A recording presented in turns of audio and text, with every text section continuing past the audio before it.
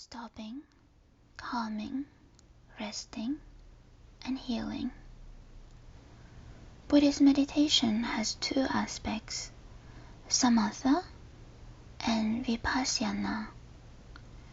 We tend to stress the importance of vipassana, which means looking deeply, because it can bring us insight and liberate us from suffering and affliction. But the practice of samatha, stopping, is fundamental. If we cannot stop, we cannot have insight. There is a story in Zen circles about a man and a horse. The horse is galloping quickly, and it appears that the man on the horse is going somewhere important. Another man standing alongside the road shouts, "Where are you going?" And the first man replies, "I don't know. Ask the horse." This is also our story. We are riding a horse, we don't know where we are going, and we can't stop. The horse is our habit energy pulling us along, and we are powerless. We are always running, and it has become a habit. We struggle all the time, even during our sleep. We are at war within ourselves, and we can easily start a war with others. We have to learn the art of stopping our thinking, our habit energies, our forgetfulness, and the strong emotions that rule us. When an emotion rushes through us like a storm, we have no peace. We turn on the TV, and then we turn it off. We pick up a book, and then we put it down. How can we stop this state of agitation? How can we stop our fear, despair, anger, and craving? Well, we can stop by practicing mindful breathing, mindful walking, mindful smiling, and deep looking in order to understand. When we are mindful, touching deeply the present moment, the fruits are always understanding, acceptance, love, and the desire to relieve suffering and bring joy. But our habit energies are often stronger than our volition. We say and do things we don't want to, and afterwards we regret it. We make ourselves and others suffer, and we bring about a lot of damage. We may vow not to do it again, but we do it again. Why? Because our habit energies push us.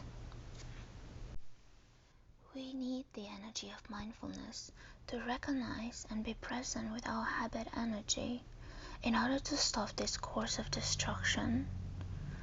With mindfulness, we have the capacity to recognize a habit energy every time it manifests. Hello, my habit energy. I know you're there. If we just smile to it, it will lose much of its strength. Mindfulness is the energy that allows us to recognize our habit energy and prevent it from dominating us. Forgetfulness is the opposite. We drink a cup of tea, but we do not know that we are drinking a cup of tea. We sit with a person we love, but we do not know that she is there. We walk, but we are not really walking. We are someplace else, thinking about the past or the future. The horse of our habit energy is carrying us along, and we are its captive. We need to stop our horse and reclaim our liberty. We need to shine the light of mindfulness on everything we do, so the darkness of forgetfulness will disappear. The first function of meditation is to stop.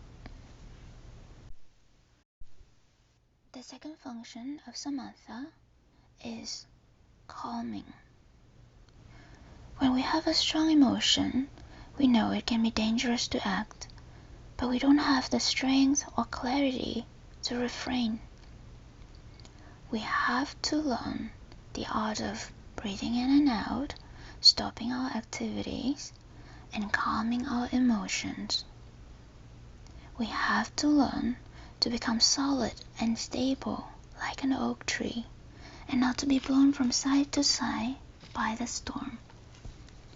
The Buddha taught many techniques to help us calm our body and mind and look deeply at them.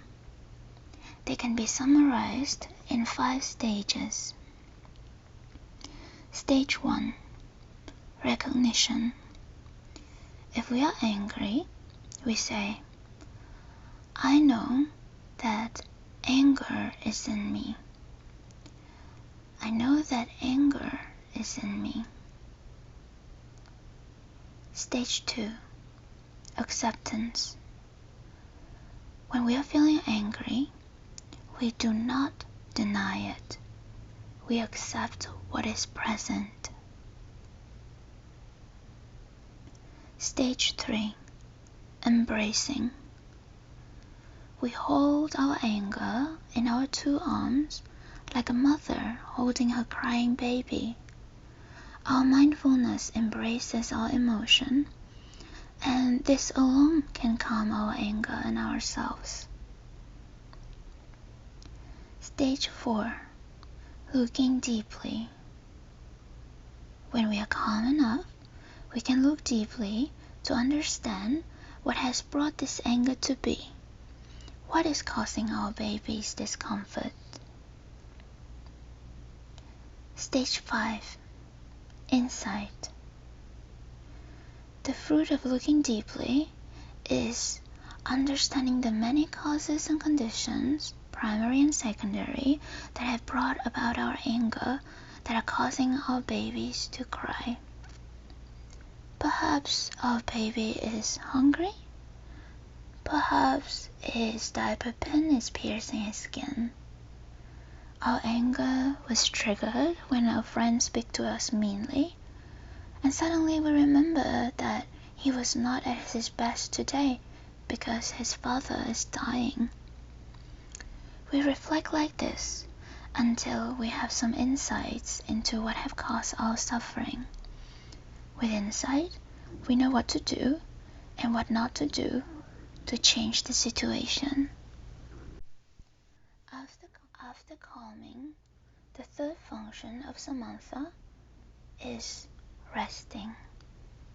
Suppose someone standing alongside a river throws a pebble in the air and it falls down into the river.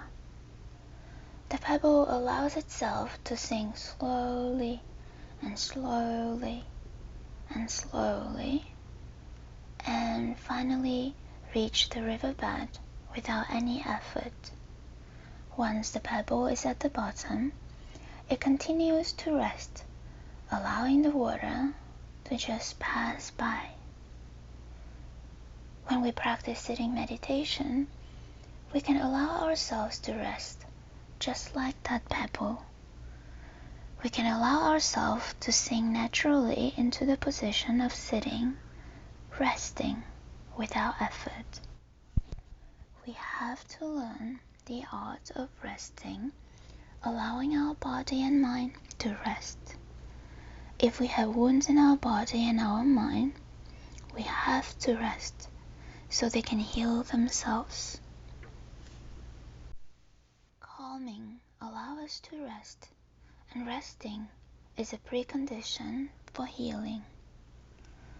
When animals in the forest get wounded, they find a place to lie down and they rest completely for many days.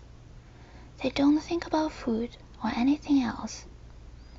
They just rest and they get the healing they need. When we humans get sick, we just worry. We look for doctors and medicine, but we don't stop. Even when we go to the beach or the mountains for a vacation, we don't rest and we come back more tired than before. We have to learn to rest. Lying down is not the only position for resting. During sitting or walking meditation, we can rest very well. Meditation does not have to be hard labor. Just allow your body and mind to rest like an animal in the forest. Don't struggle. There is no need to attain anything. You see, I'm writing a book, but I'm not struggling. I am resting also. Please read in a joyful, yet restful way. The Buddha said, "My Dharma is the practice of non-practice." My Dharma is the practice of non-practice. Practice in a way that does not tire you out, but gives your body, emotions, and consciousness a chance to rest. Our body and mind have the capacity to heal themselves if we allow them to rest. Stopping, calming, and resting are preconditions for healing. If we cannot stop, the course of our destruction will just continue. The world needs healing. Individuals, communities, and nations need healing.